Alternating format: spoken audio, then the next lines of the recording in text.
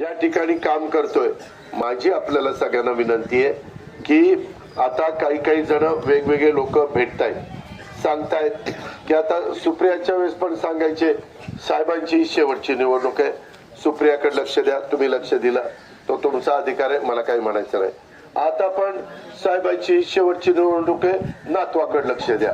याला म्हणलं कठीणच झालं, पोरग सोडलं आणि एकदम नातूच काढलाय।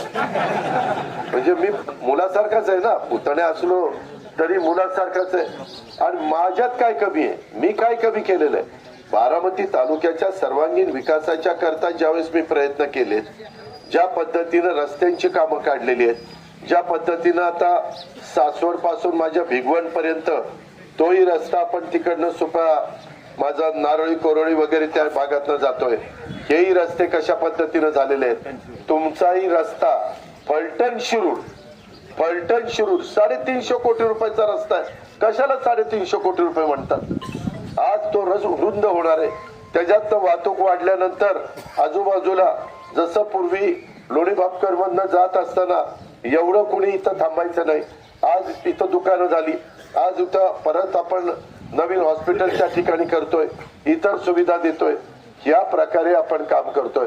आणि मित्रांनो, माझ्या यावेळेस मनात आलं की बाबा हे किती दिवस मी सांगणार आहे।